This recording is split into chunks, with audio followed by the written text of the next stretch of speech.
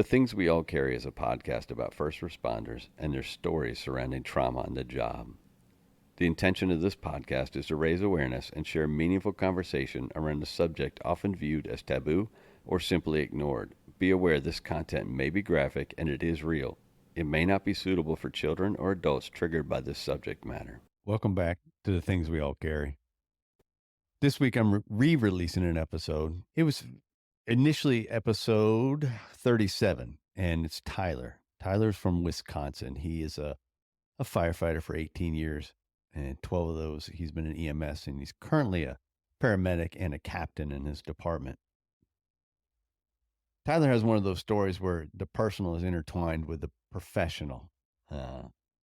He was married, he was divorced, and then tragedy struck. And he shares his story of not only that tragedy, but what he did to overcome the tragedy and how he's moved forward and where he is today. And like I said in my initial write-up or intro for the show, it focuses on his life, that fearful day, and his recovery, and his message to anyone fighting their own demons. And we're all fighting our own demons. That's a day-to-day thing. Some of them, some demons are larger than others, but they're there, and we're all kind of fighting and surviving, and in some cases thriving. And so this is an episode that I don't know. To me, it just deserves to be heard again. And if you haven't heard it, then it's new for you, and that's perfect. If you have heard it, just take a listen to it again. See if you pick out something new from it. See if there's something that stands out to you that you kind of want to clarify. And if there is, reach out to me. Let me know what's going on. Send me your questions. Send me your comments. Like I said last week, I'm going to take a couple of weeks off of new episodes just so I can take a break. I can regroup a little bit, maybe retool some. I just had the pleasure of recording about an hour and a half episode with TJ from Keep the Promise, and that'll be on his show. But it was one of those conversations. We went into it with no plan, no framework for what we were going to talk about. And it just led into a conversation, and conversations are what this show and shows like TJ's, and that's what they're all about. It's just two people having a conversation, in some cases, sharing some intimate knowledge, sharing details of your life that a lot of people tell you not to share. But I think that's bullshit. I think that you share what you're comfortable sharing. And if somebody finds it's too much or too aggressive, then I think that's more on them than it's on you. There are times I share some stuff and I wonder myself, well, why the fuck did I just say that? But it's necessary because obviously I found it necessary to share. And I found that this microphone has led to some sort of catharsis for me, some sort of a chance to get out those demons that we talk about and that Tyler talked about. Just get them out, because if you talk about your demons, they don't disappear, but they become a little more manageable, I believe. So I hope everyone is enjoying the lead up to the holiday season. It's a weird one for me. I'm not a big holiday guy. I'm not a big Christmas guy. I don't like buying a ton of gifts. I don't like the hoopla that surrounds it. I am not religious. I am what you would term me an atheist. So I don't believe in the tenets of Christmas, but I do believe in the goodwill and what it can bring about for humanity. And I think that's missing from the holiday season. And I wish we could get back to some of that, even in a non-secular version of it. I'm not trying to assault Christmas. Don't try and cancel me. I'm not saying that. I think there's a place for it. And if you celebrate Christmas and you're a Christian, then more power to you. I support that, but I also support my view. I do believe it's over commercialized and obnoxious, and I try to stay as much away from it as possible. And add into that the turmoil of the last few months for me. Just not in the mood to celebrate too much. I'm not in the mood for Christmas. I'm kind of in the mood to get to the new year and move forward. That's where I'm at. And it'll be here soon enough. And before I know it, I'll have new shows that I'm releasing and some new wrinkles to the show in its entirety. So, like I said, I hope everyone's enjoying the lead up to the holidays. I hope that life is treating you well, and just get out there, do something for yourself, do something for somebody else, and enjoy life.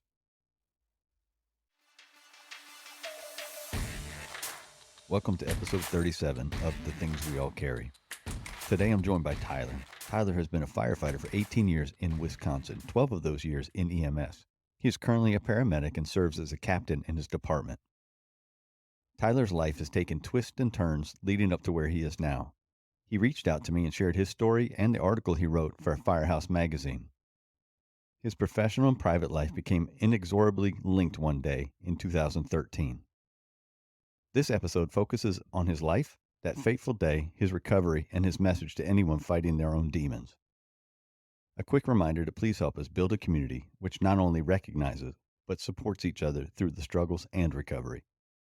Reach out through Instagram at The Things We All Carry, or email mystory@thethingsweallcarry.com to offer support and share your story. Please remember to leave a review on iTunes and give a shout out to any first responder you know, love, or care about. Y'all enjoy the show.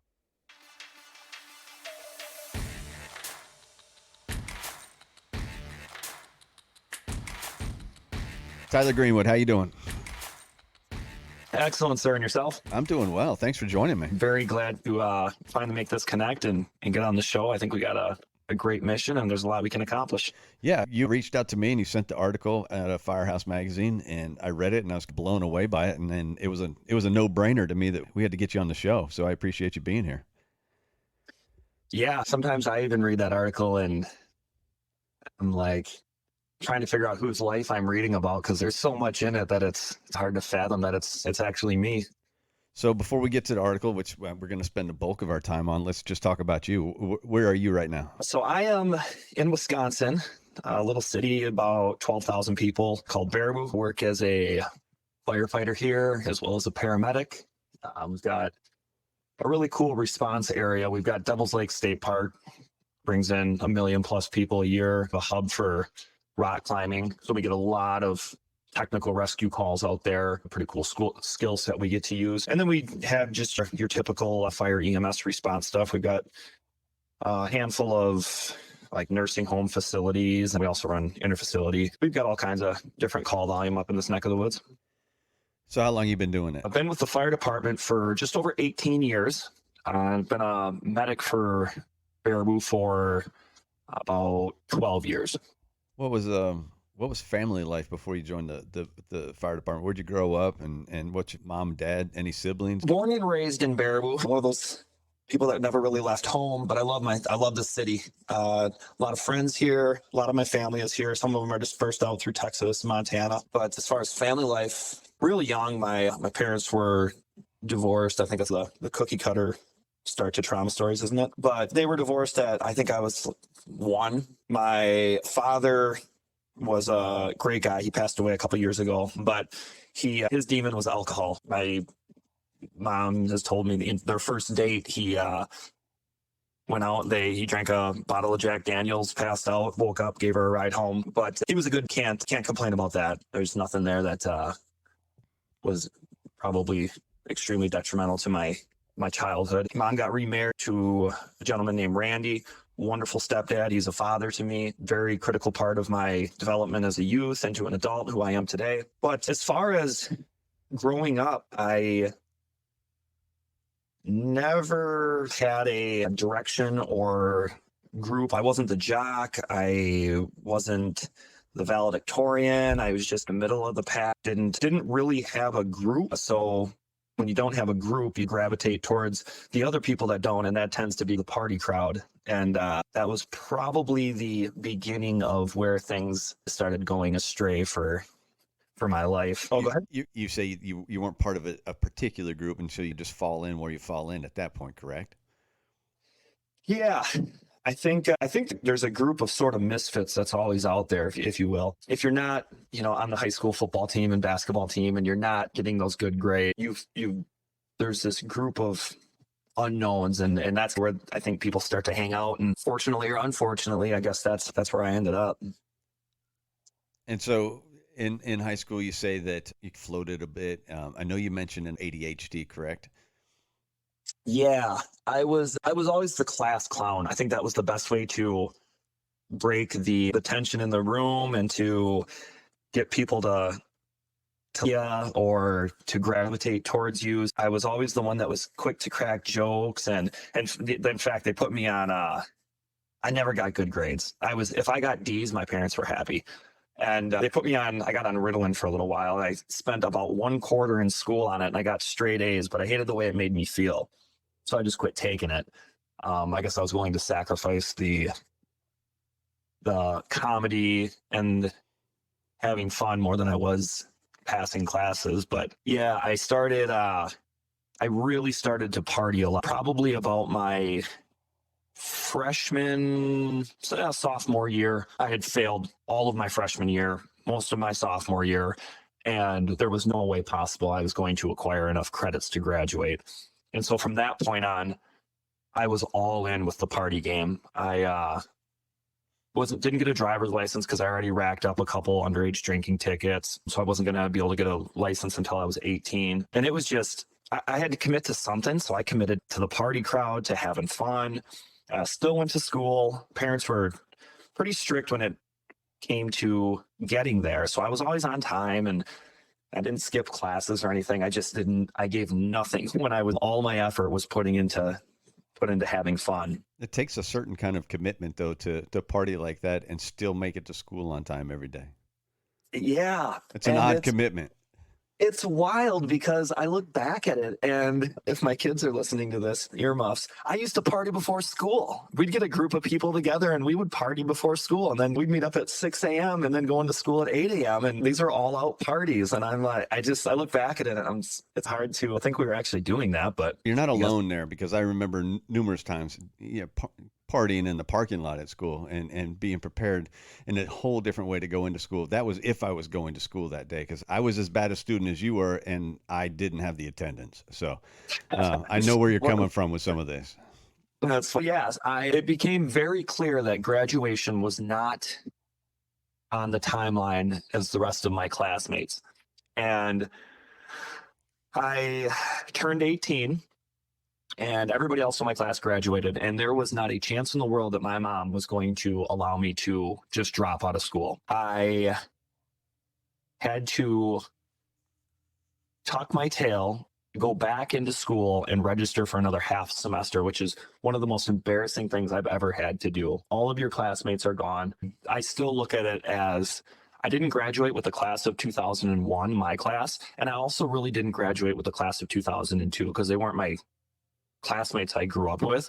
So I'm in this middle ground of not really I've never gone to a class reunion because both classes would be extremely awkward for me to go to. And it's I've moved on from it, but it's just one of those things that most people don't have to think about, or a bridge they don't really cross. And it is what it is at this point in my life, but an odd thing. And you're just left behind then. But at 18, I had moved out. So I was going to high school, lived in an apartment with a couple of my buddies who were my age or older. And so that was a big party house. And unfortunately, got myself into a little bit of trouble. I was at a house that was known for it was a pretty big party house. And we had been there the night before, and I fell asleep on the couch. And in the morning, there was a knock on the door that everyone will immediately recognize, that law enforcement knock. Mm-hmm. And yeah, there's some authority behind it.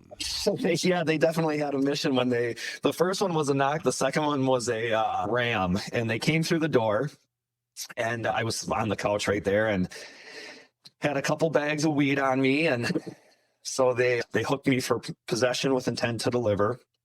And it was dumb because there was no intent to deliver on that. But when I had bought it, the guy he had 2 or 3 small bags, and he gave me those, but because they were divvied up, that's how it was looked at, and understandable.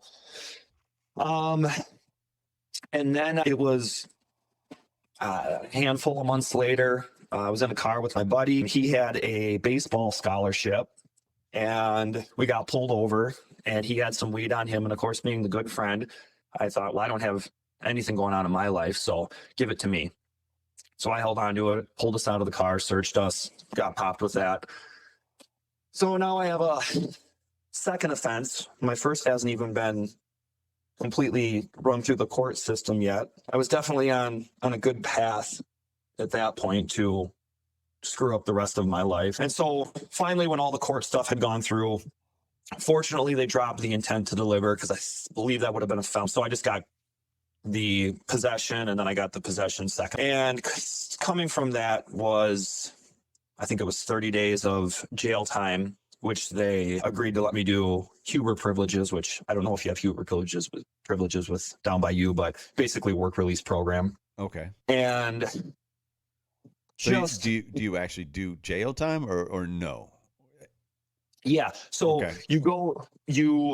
I had gotten hired at our local big box store, and it was a good way to, you have to have a job to be able to obviously get out for that. So it was a good way for me. It was close to the jail. And so I would go there and work 8 to 4. And after 4 o'clock, I would go back and spend the night at jail and then, repeat the next day. So your bed was in a jail cell for the 30 days. Correct. Okay.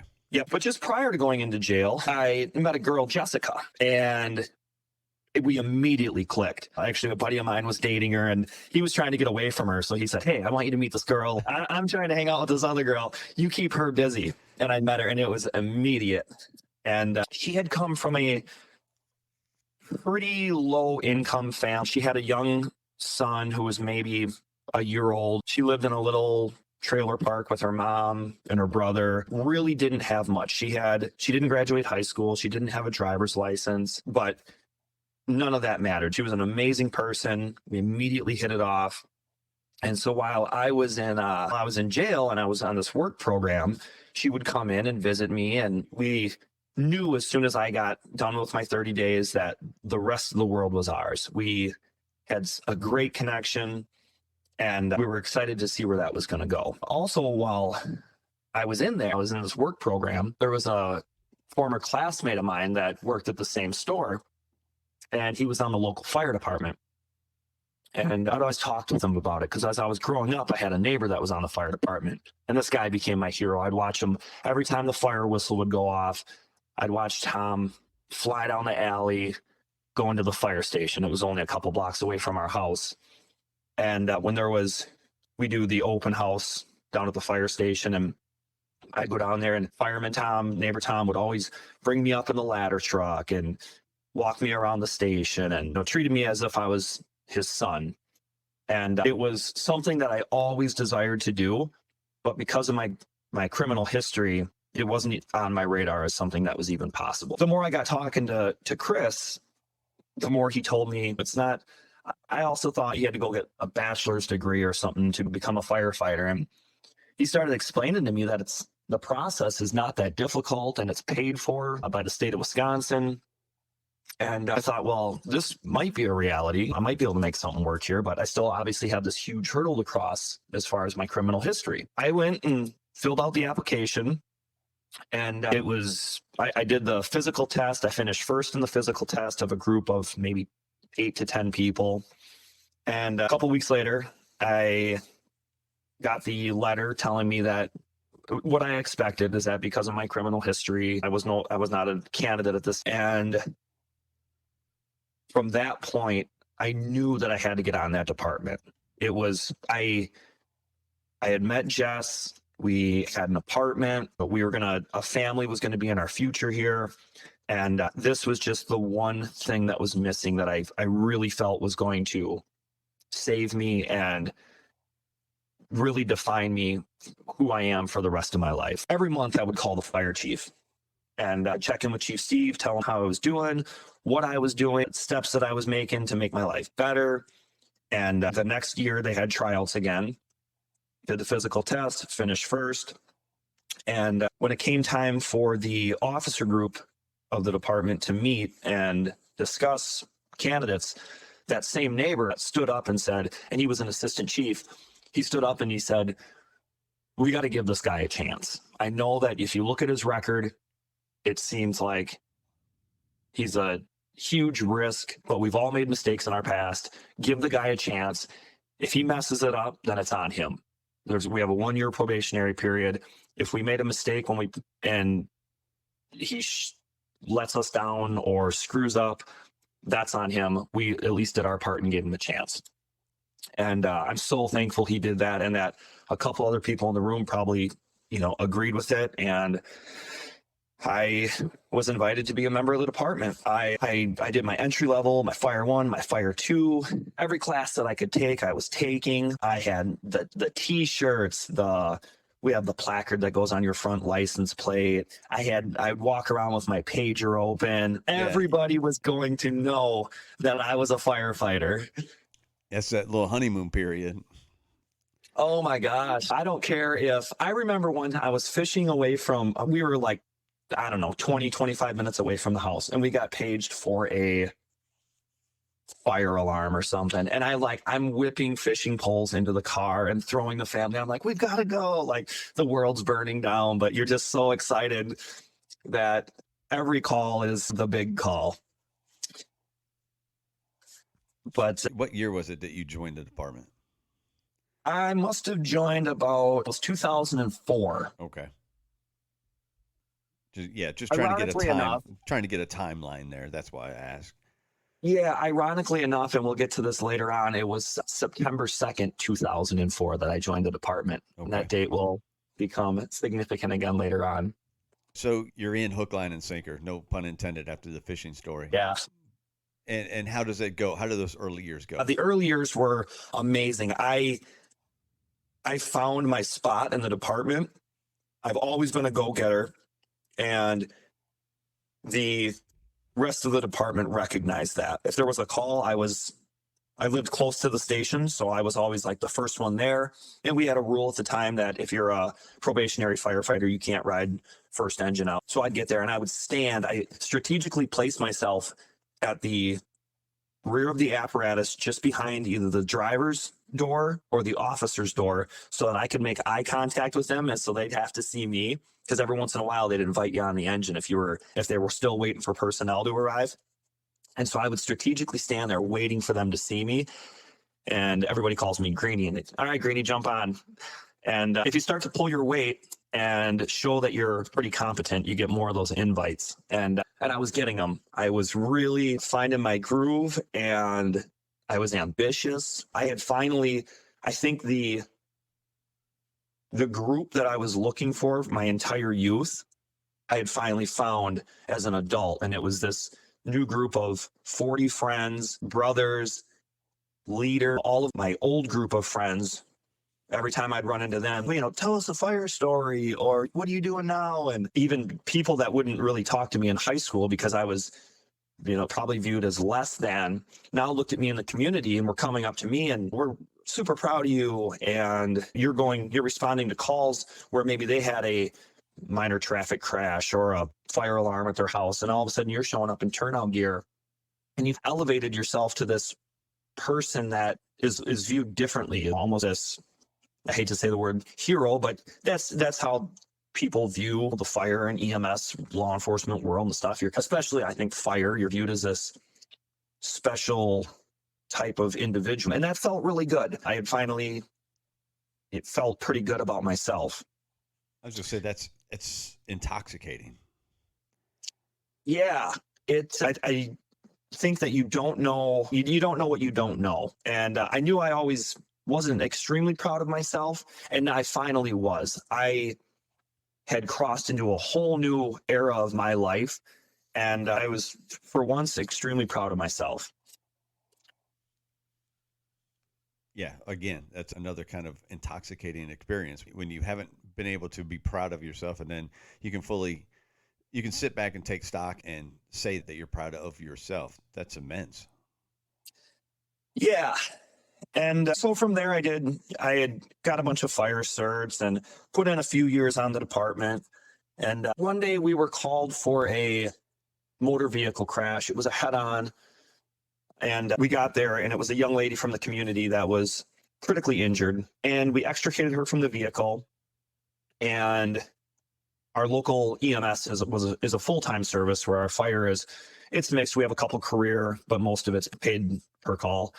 And we got this young lady out of the vehicle, and she was still alive, but later on, a couple hours later, would succumb to her injuries. But at that time, we got her out, handed her off to the medics, and I'll never forget so clearly this image of, I looked around and there was 25 firefighters standing there watching these two paramedics work. And I felt so helpless. All I wanted to do was help, and I had no training other than holding an IV bag. I had no training on what to do. And I did not want to feel like that again. I went back to the station. I started looking at EMT classes. And I wasn't even sure that I would get an EMT license because, again, the criminal history of in the state of Wisconsin, marijuana is looked at as a Schedule 1. And I thought, I'm sure I'm not going to be able to get a medical license through the state, but at least I'll have the training. So I signed up for the EMT class.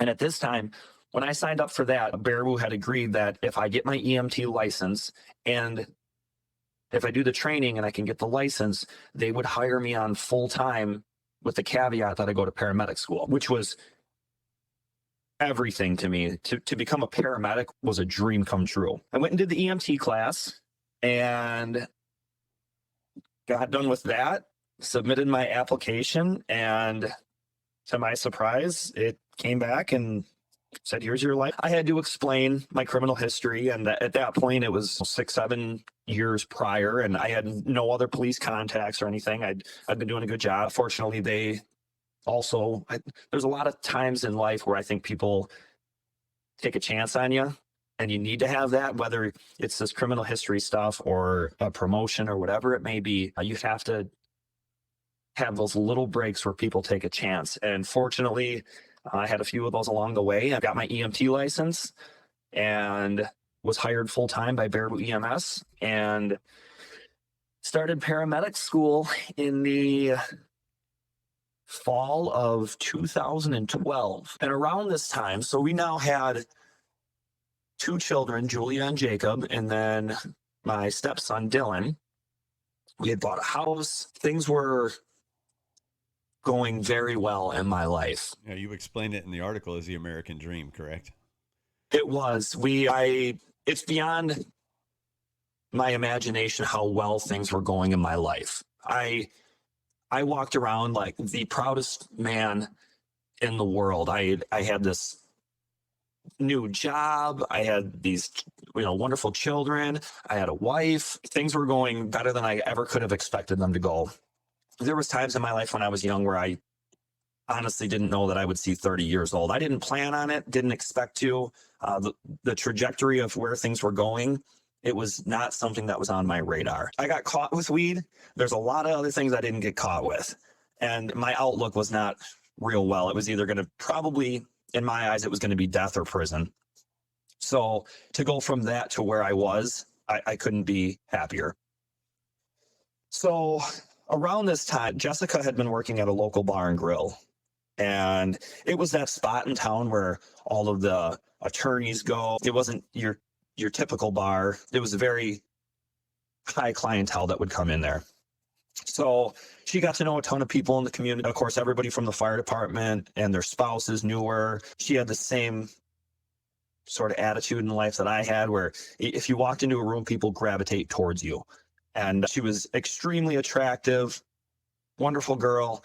And she was hitting her stride. She had just gotten promoted to the manager and was putting in a ton of hours. And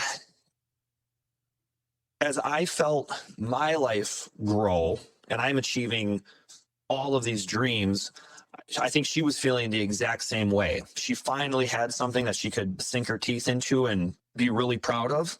And I understand that feeling. But unfortunately, she was also along the way developing a bit of a alcohol problem. And it went from a bit of a problem to a very, very extreme problem. I'm not sure if there was something she was running from or trying to dull, but it was bottles of vodka every day, where it was very clearly becoming an issue. At one point, I even went to her coworkers and I was like, you guys, this is concerning. And everybody was seeing it, but Nobody really wants to end the party, especially when the party's fun. She was a manager, so her coworkers really do. I don't think they thought that they had any ground to stand on to say anything.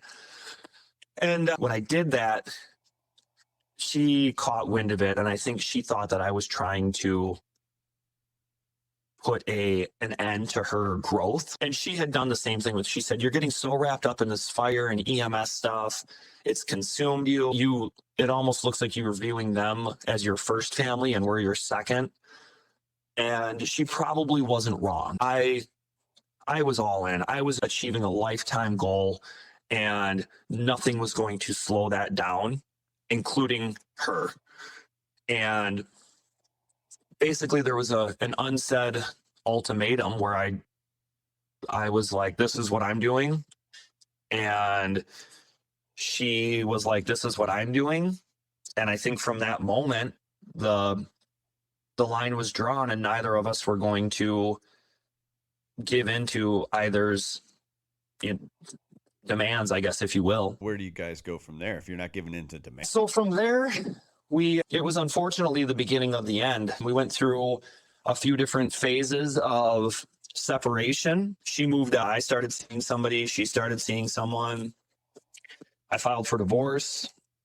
We broke that off and got back together. She pretty much quit drinking. A month or two go by. The drink starts slowly again. And then we're right back to where everything was.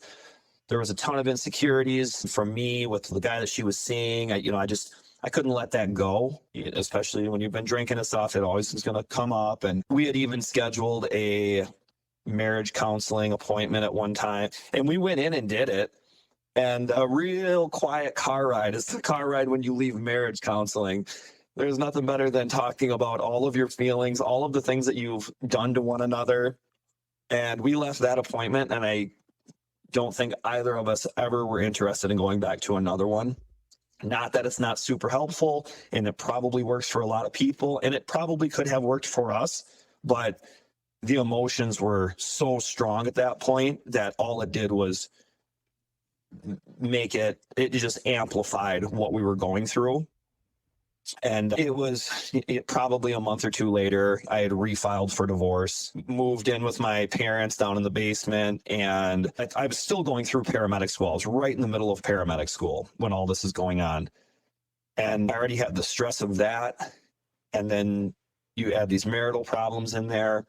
And I could only focus on one thing at that point, and it was completing paramedic and moving along with my career. I felt that's what was best for me, for the children. I carried great insurance. I was, like I said, achieving this dream, and that was the direction I was going. And if she couldn't keep up with that or get on board with it, I was going to leave her behind. And that was wrong. I don't know if I could have tried hard. I felt at the time that I had given what I had, and it wasn't being reciprocated, or it wasn't being understood.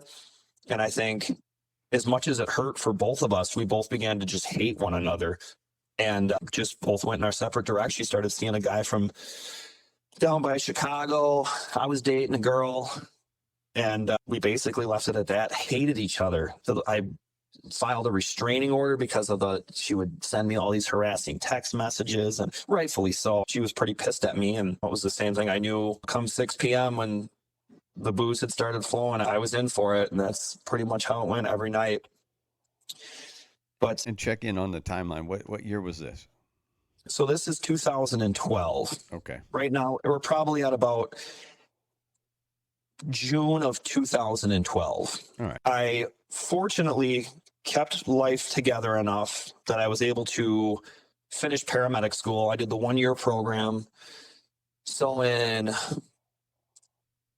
August, I want to say, of 2000 and I'm sorry. Yeah. So I'm sorry, 2013 it was. So in August of 2013, I finished paramedic school, got my license, and was now operating as a paramedic.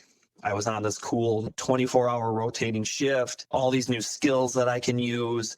And the marriage and divorce thing, I was I was past that. It wasn't complete yet, but I wasn't going to let it affect me. It's a beautiful September day, September 2nd, 2013. I invited my brother over for a cookout.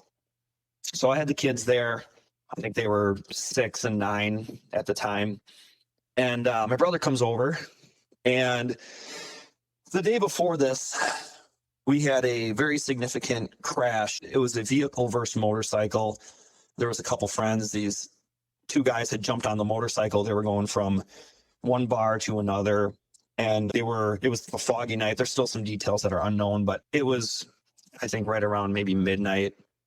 And another group of friends jumped in a Jeep behind them, and they went down this country road. The motorcycle was stopped at a stop sign.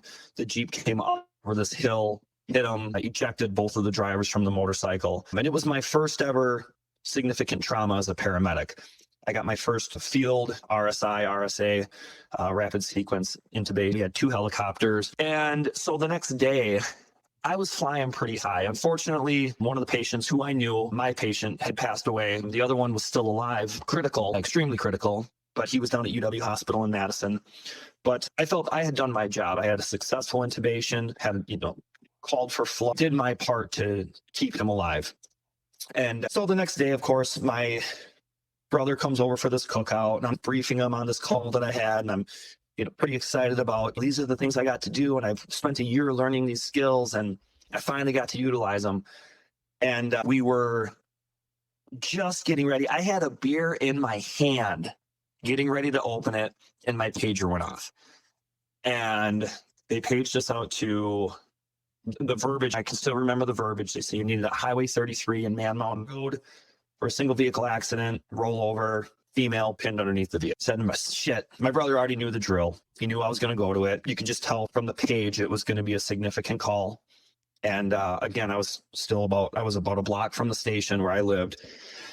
So I went down to the station. I jumped in the back of our squad, and we were headed out. We were getting updates from dispatch, and I heard our chief get on scene and give the dispatch information that was coming back was she's got a thready pulse underneath the vehicle. And I was an EMT for a year or two, about a year before, while I was doing my medic program. So I had been exposed to quite a bit of death and scenes like that. So a lot of times when we would get on scene, if it was a body recovery, my chief would always ask me if I wanted to do it. I think it just helped with limiting the exposure to some of the firefighters that maybe didn't see that on such a regular basis. We arrived on scene, got our staging instructions. We knew the vehicle was on top of the female, and that it was of the utmost importance to get her out of there. The back of the squad opened up. I stepped off, and when I stepped off, my chief was standing there. And I was fully expecting the conversation of, hey, body recovery, you want to go do it?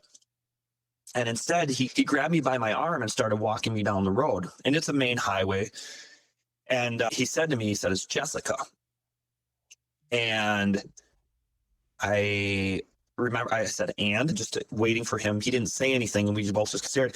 And he did this sweeping motion with his fingers across his neck, as we all recognize as And I remember looking over my shoulder to the left, and I saw my vehicle down there.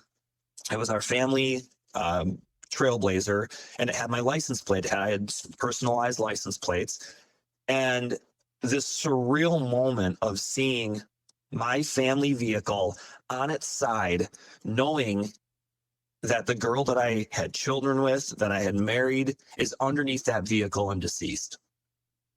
And I see all of my brothers, my family, my coworkers are standing around this vehicle, and they all know her. They've all been to Christmas parties with her.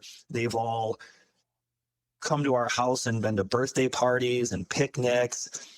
And now they have this job, never mind me, they have this job of now getting her out from underneath this vehicle.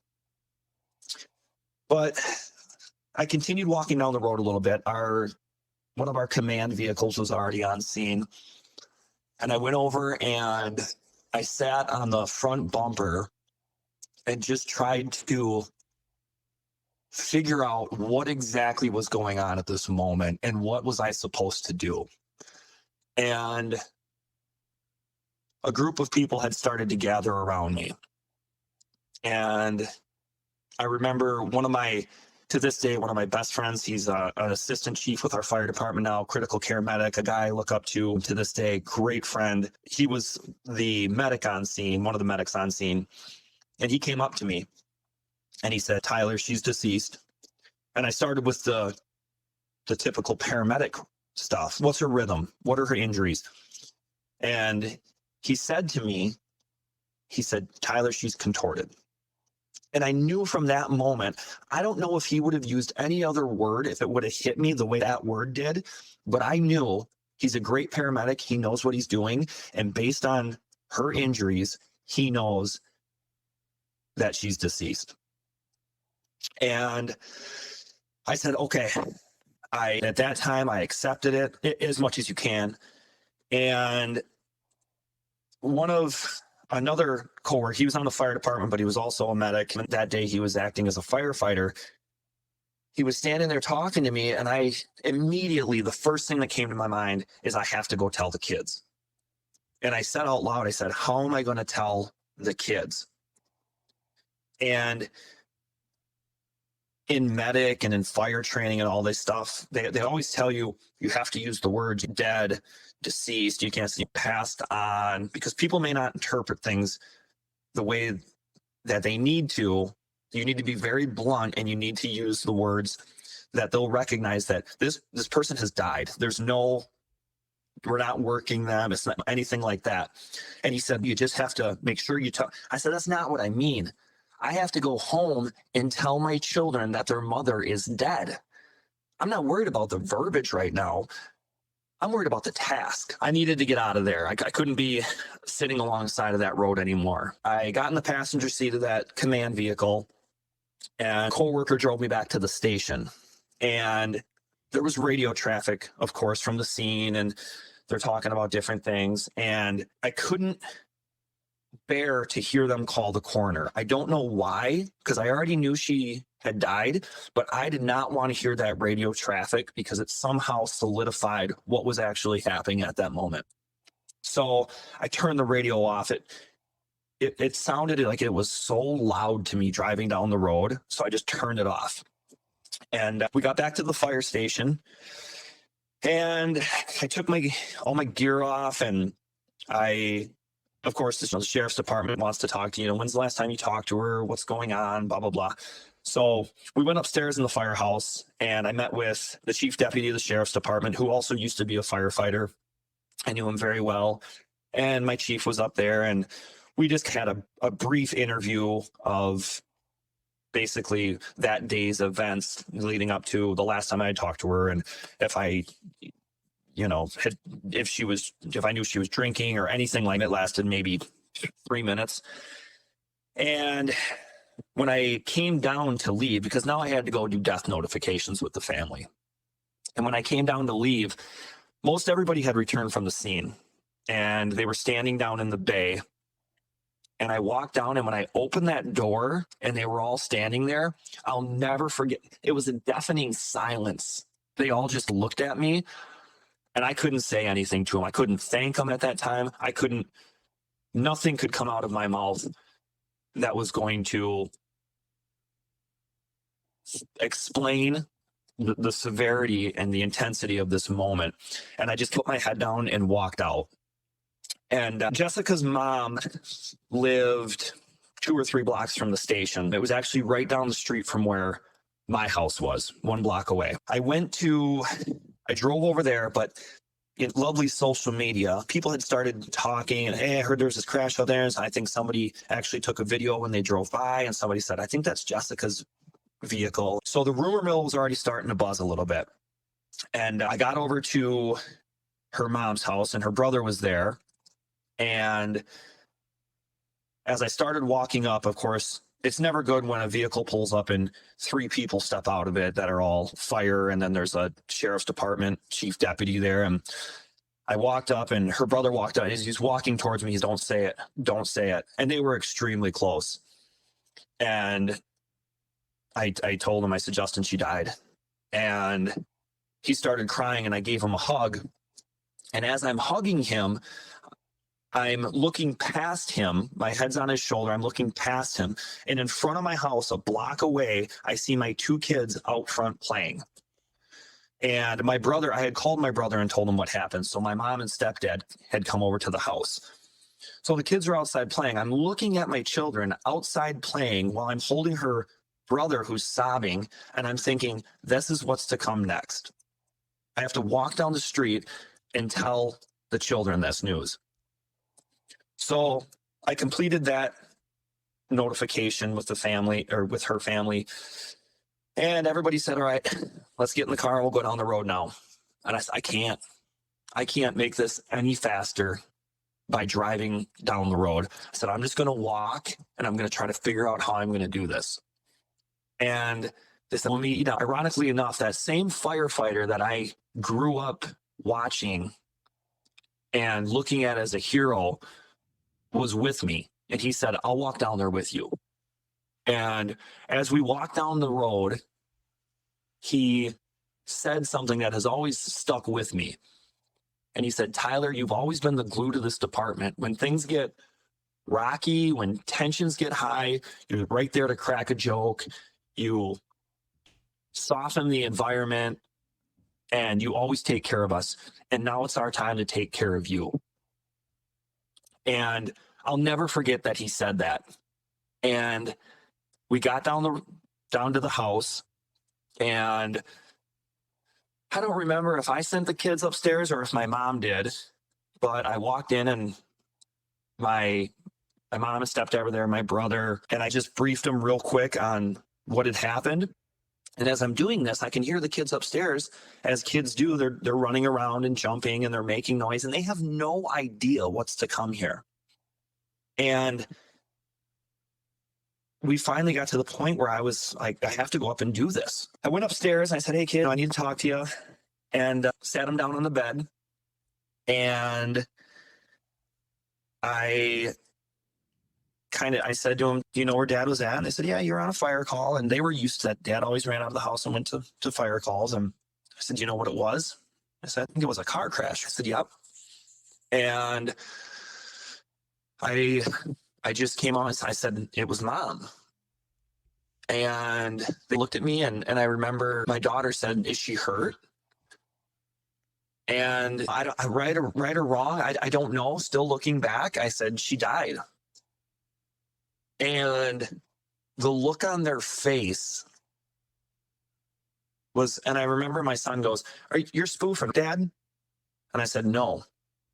And if you can reflect back on any death notification you've done, or any scene you've been on where you're working a code and it gets to the point where you're not doing anything, and even if you haven't done the death notification, you cover the body with a blanket or something, those screams that you get from the family or friends, or now imagine those screams being your children. They were just piercing. And we sat and we cried together, and we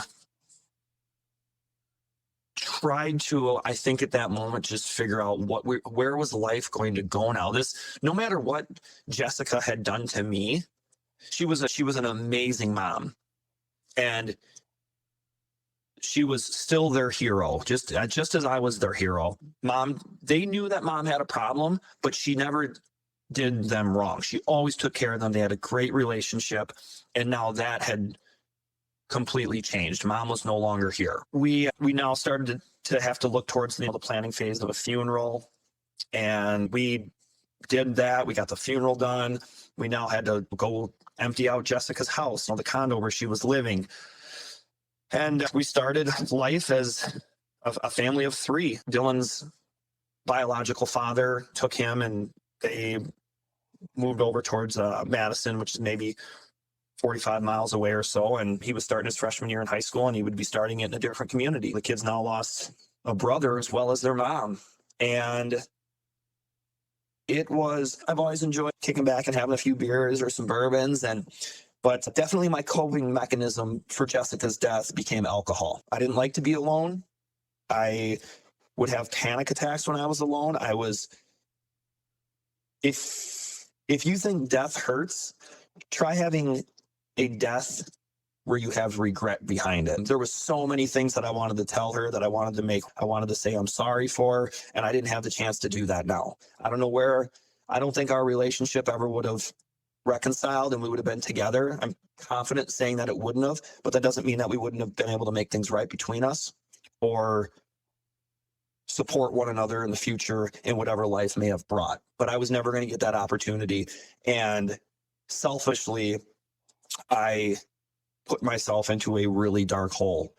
And I would put the kids to bed and I'd have people come over and I'd party all night. And it just became a comfort thing. I didn't want to go lay in that bed alone. I didn't want to be alone. And I needed people around. And there was more than enough people that were willing to come hang out with me. And I look at it as I started to heal a little bit. And when I started to heal, I didn't want to heal. I didn't want to feel better. I think there's the famous saying, it's okay to not be okay. And I look at that and I say, but now I look back and it's okay to be okay. I started to heal and that wound was starting to scab a little bit. And when I would drink or fall into these holes of sorrow, I didn't want to start feeling better, because as soon as I started feeling better, that means that I was moving on from her death. I was letting her die. I was letting her memory fade. People were going to forget about her, and I needed to keep her alive. I needed to keep that pain alive. I needed to keep her memory and who she was alive. That was my mission, because if I didn't do it, who was going to? And that is a really bad place to be in, because you can't keep someone alive that's not here. And it was cyclical. I didn't know how to get out of it. And there was nobody out there that was going to tell me that I needed to man up and move on and start healing. And I don't blame them, because I was the heartbroken guy that everybody felt terrible for. And at some point, I probably needed someone to tell me, hey, snap out of it. You got to get out of the zone that you're in. It's time for tier 2 of this healing process. And it took probably 5 or 6 years, honestly, to get to the point where I was comfortable with moving on and closing that sorrow and death chapter of my life. And there's a real epiphany moment when you realize that it is okay. And this whole time, I'm still going on with my paramedic and fire career, and I'm adding more trauma from different calls to this. And it was that's a lot of stuff to tuck in. Your show is built around all of these people's stories of traumas and different calls. And I certainly wasn't able to avoid those. I still had all of those calls and all these traumatic events going on with my job. But I had this lingering cloud behind me that I hadn't dealt with yet. And when I was young, I had done some counseling stuff. And for lack of a better word, it was pretty cheesy, coloring pictures and talking about my feelings and stuff. And it was something I was not into. And I had a bad taste in my mouth. And so I never really followed up with any counseling in this. And I was going to deal with it on my own. And I don't think that I ever did that. To this day, there's probably certainly some lingering effects from her death and that day that affect me pretty deeply. I'm fortunate we're about 10 years out from the event, and nobody ever wants to hear that time heals things, but it does. That some of that pain wears away and you start to be able to reflect internally. And one of the best things that I was ever able to do, I always thought that I'd like to tell my story, and I could never figure out how to go about that. And one day I sat down. My buddy he writes health articles for Firehouse magazine. And he said, hey, you should think about writing your story down, and maybe I can get Firehouse to put it in there. And I tried to figure out how to tell that story for a couple weeks. And I sat down one night and just word vomited into my laptop. And I wrote this entire story in 20 minutes, this pretty complete rough draft. And I don't know where it came from and how it just poured out of me when I had struggled for so many years to try to figure it out.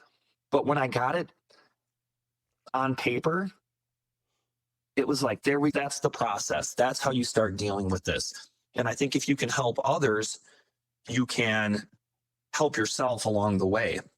And we've had some deaths in the community where it's been people my age that have lost a spouse, either from a traumatic event or something like that. And I immediately reached out to them and I said, hey, if you ever want to talk, let me know.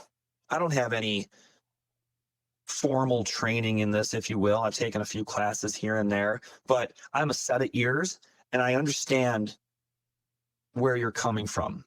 And I think with that comes a tremendous amount of comfort and selfishly healing as they're going through this process. So you mentioned, excuse me, that it's okay to be okay, not the typical it's okay to not be okay. And you're giving yourself space to admit to healing. What are the other things you identified as learning from your recovery? Yeah, I think the most important thing, and I try to tell people this as much as I can, is let your job be your job. That's what we do to pay the bills. It's how we build a retirement. We get our health insurance. All that stuff is great, but try to leave that there. Your family's the most important thing. If budget cuts came down tomorrow, I might not have a job, but I'll still have my family. And it's great to be very proud of what we do, and we should be extremely proud of the things that we do. But leave it at that. Don't let that interfere with your home life, with your family. At times it's going to, we see terrible things. We deal with a lot of emotions, and it's going to have its times where you're grumpy. Maybe you're sad. I've sat and cried my heart out to my now wife, Ashley, who's an amazing human being. We're so blessed to have her in our life now. And there was a time where I said, I'll never get remarried again. Like when I get to the gates of heaven, even though we were going through a divorce, it wasn't final. And I'm going to see Jessica as my wife. And when I met Ashley, I knew I'll marry this girl. This is the one. And she is heaven sent. And there's times where I've sat with her, and I'm not a crier. I don't like to, but there was a cleansing moment. And there are some times that I've sat and poured my heart out to her about a bad call that we had. And that's what family is for, is to be there for you in your rough times and for your good times. And I just can't explain how important it is to remember that when you start getting wrapped up in this fire, EMS, law enforcement career, don't let that become more important than your home life. I always pick on the guys and gals or whatever that have the thin red line wedding ring and stuff. And I'm like, I wear this very nice, flashy wedding ring. And that's I'm very proud of my marriage and my wife. And that finger is that my marriage is important, and that's what that wedding ring is for. I am not incorporating my fire department life into that. And there's nothing wrong with that. I understand it's a style and whatever. My marriage is separate and more important than my career. And so I can't emphasize enough for people to remember that. The same gentleman that told me that I was the glue of the department also told me a very important lesson. And he said, Tyler, we never really clean out our closet completely. We just get a bigger closet. And it was one of those aha moments, because those calls stick with us. They change us and they reroute the way we think, the way we behave, our reactions to things. And no matter how hard we try, I don't think we can ever really forget them. We can try to move past them, but they're going to stay with us and they're going to change us. I often think back if I could just Control-Alt-Delete and go back to maybe 16 or 17-year-old Tyler, where I hadn't been exposed to all this death and these traumatic events and all these things in my life. What was my mindset back then? How did I think? How did I react? What were my emotions like compared to where they are today? And unfortunately, we can't do that. We can work on trying to stay as grounded as possible with therapy and, of course, minimizing any sort of substance abuse and things like that. But we'll never get that person back that we used to be, that sort of innocence that we used to carry with us. That person's gone. And we just have to move forward and do the best we can to take care of ourselves and to try to the best of our abilities to clean that closet as much as we can instead of just kind of stuffing more skeletons into it. Yeah, it's almost like reorganizing as well. Yeah, definitely. One of the other important things that I learned from this was that those skeletons stick with you as well as the trauma. I think when you're exposed to, it doesn't have to be the death of a spouse or anything like that. It can be just as traumatic. It could be a suicide or a pediatric death you go to that creates these pathways in your brain. And the emotions that you experience that day, your brain remembers that, your body remembers that. And when you're experience those emotions again and these chemicals are released, your body remembers the last time that I felt that emotion, it was this. And that day really sucked. And you fall back into that black hole in that really dark place. And it hurts. And the more you experience these deaths and traumas and things like that, the more calloused we get to it. And it's almost like a drug that you almost need more to feel. And you probably just experienced that recently with the death of your friend, right? We see these deaths all the time at work, and then we go back and we make dinner and we don't really think too much about it. But then all of a sudden you have this death of a close friend or a family member, and you're like, shit, I forgot what death is like. I forgot how much this hurts. Well, the death at work is impersonal compared to what you expect at a friend or a family level. And I think when we do these notifications and stuff, we put up this barrier and we say, I'm sorry for your loss, recite the script, and then we move on from it. And I think sometimes we forget that it's a death. It's that person is experiencing this traumatic moment that we'll go home and just try to forget. And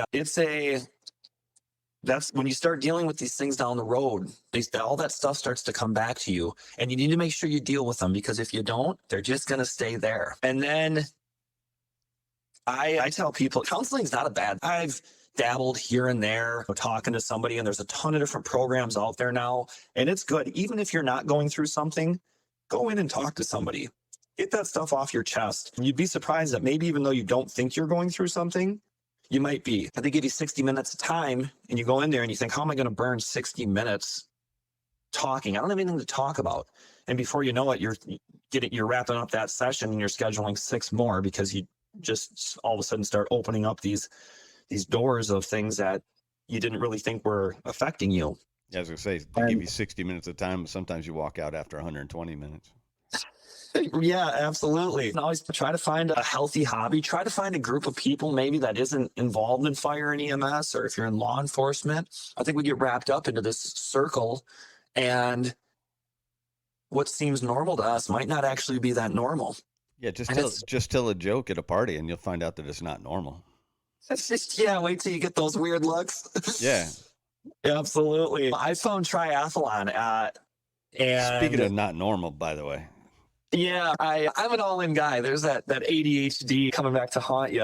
I watched the Ironman World Championship on TV one day, and I was like, that seems cool. And then just went in and signed up and went and bought a bike, and it gave me time. That was probably my therapy when I was out on that bike and I was riding for 6-7 hours. And there was nobody there to talk to, and I just got to sort of reflect on life and work through either calls that I was on or the Jessica stuff. And it was just, there was no pager, there was no cell phone. It was just me and open road. And it I have to believe that it had a positive effect on my healing and where I am today. And I'm really happy that I found that because, again, I don't know exactly where I'd be and how things would have developed for me. So speaking of where you are, what's today? Today's great. What's your normal everyday? September 24th, about a month ago today, I was married to the absolute love of my life, Ashley. The kids are growing up, successful. Julia's 18 now, and she works a full-time job at our local, one of the local nursing homes. Jacob's a sophomore in high school, just getting his driver's license. I'm still a full-time medic at Baraboo EMS and now a captain with our fire department, which is a wild turn of events when you go from just begging to get onto the department and now you're one of the leaders within it. And I embrace that role. I'm extremely proud of our department. We have a chief that runs a paid per call department as a career department. His standards are extremely high, and I wouldn't want it any other way. When people call mutual aid and we show up, they know exactly what they're getting. We train weekly, and yeah, I'm blessed beyond my wildest dreams. I don't know what I did to deserve to be where I'm at today, but I'm thankful every day that I'm here. So let's go ahead and wrap this up with the two questions that we talked about when I had the phone conversation with you. And the first one is, of course, about an everyday carry. What's something that you carry on you every day that you feel naked without? My one, they're both job related. The one is a flashlight, not just any flashlight. I carry one that I can clip onto the bill of my hat because we need our hands. And when you get on scene and it's dark, I'm not sticking that flashlight in my mouth. We need our hands to work. And I learned from a bad call one time where I didn't have light. Fire wasn't on scene yet. It was a motor vehicle crash out in the middle of the country. And I was basically working with feel. And I said, I don't ever want to do that again. So I carry a flashlight with me. I clip it to the bill of my hat, and I can see, and I still have full use of my hands. And the other one, an emesis bag. The only thing I hate worse than vomit is vomit all over me or cleaning it up. And so I keep one in my pants pocket, and as soon as I hear that first little I'm like, here you go. Because when you need one, you can never find one. No, and we all know that noise too. Yep, exactly. All right, so what about a book? What's a book you want to suggest to the audience? I've got two of those as well. The one, it's titled a little bit towards law enforcement, but it's really, I would say, first responder. And it's Emotional Survival for Law Enforcement by Dr. Gil Martin. Okay. Law enforcement might be cut from a little bit of a different cloth, but I think all that cloth comes from the same store. And it gives some really good insight on not letting being a first responder control your life, and don't get caught in that wheelhouse of negativity and things like that. It's not a very long book, but it's a great read. And the other one is called The Body Keeps the Score. It's written by an extremely intelligent man, but he writes it at a very understanding, basic level. So as you read it, you start to recognize these things. And I had dated a girl, I don't know, 7 years ago or something like that. And she was going through school to get her degree in psychology. And she was younger than me, and it was never going to work. But I learned a lot from her, and that was the important part. We're still friends to this day. And she had recommended that book because she knew what I had gone through. And when I read it, I was reading these things that I had gone through that nobody had told me and that I didn't realize were normal parts of trauma and healing and all these other different aspects of my life that I had gone through. And I highly recommend it. Anybody that I talk to about different traumas and stuff, that's one of the first things. Get this book, read it, and you'll understand a little bit that what you're going through is normal. I think that's the most important thing. What you're going through is normal. Yeah, it's they say there's not a book on this, and it at least give you a little bit of insight. All right, those are perfect. I'm gonna link those in the show notes, and so everybody has access to them. And I'll link the article in the show notes as well, so they can read the Firehouse article that you wrote, the one you referenced in the conversation here. And yeah, and I just appreciate your time. Hey, this is so cool, man. I really appreciate it. It's like I said, it's good to help other people, and at the same time, this is still healing for me. So I really appreciate it. Excellent. Go enjoy the rest of your day. Go pick your son up from school, and we'll talk again, and we'll stay in touch, and let me know how things are going. I look forward to that. Thank you, brother. All right, man. Take care. Yeah, bye. Thanks for listening to another episode of The Things We All Carry. Head over to the website, thethingsweallcarry.com, for show notes, resources, and to sign up for the newsletter. Until next week, take care of yourselves and remember to check in on each other.